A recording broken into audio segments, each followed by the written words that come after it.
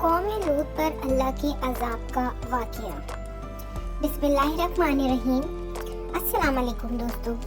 हज़रत लूत अलैहिस्सलाम अल्लाह के एक बरगज़ीदा नबी थे। आप हज़रत इब्राहीम अलैहिस्सलाम के दौर ज़माना में अहले सदोम की रहनुमाई के लिए नबूवत के मनसब पर फायज हुए।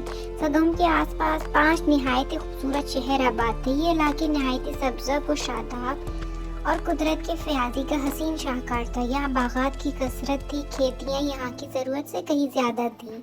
शाम और इसराइल के दरमियान बसा हुआ ये इलाका नहायत ज़रख़ेज़ था। यही वजह थी कि आसपास की बस्तियों के लोग अपनी माशी और ग़िज़ाई ज़रूरियात को पूरा करने के लिए इन बस्तियों की तरफ आते। मगर ये बात सदोम के लोगों को बिल्कुल भी पसंद नहीं थी।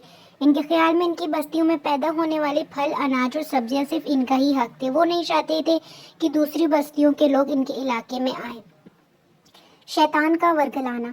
एक दिन सदूम के लोग इस बात पर गौर व फिक्र कर रहे थे कि बाहर से आने वाले लोगों को यहाँ आने से आखिर कैसे रोका जाए कि इब्लीस एक बुजुर्ग की शक्ल में इनकी महफिल में आया और कहा कि अगर तुम इनसे पीछे छुड़ाना चाहते हो तो मेरे कहने पर अमल करो। इब्लीस ने कहा कि अगर तुम इन बस्तियों के लोगों से निजात चाहते हो तो जो तुम्हारी बस्ती में आ जाते हैं तो ऐसा करो, जब भी कोई शख्स तुम्हारे इलाके में आए तो लोग ज़बरदस्ती इसके साथ अपनी ख्वाहिश पूरी करो।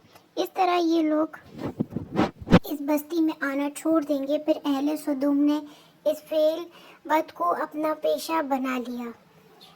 अपनी नफसानी ख्वाहिशात के लिए मर्दों से बदफेली इस कौम का दस्तूर बन गया था। यहाँ बेहयाई आम हो गई थी। हुक्मरान, सरदरा, रौसा, हर तबके में घर घर ये अमल फैल गया। बड़ी महफिल में ये लोग इस फहाशी के काम को करके खुश होते।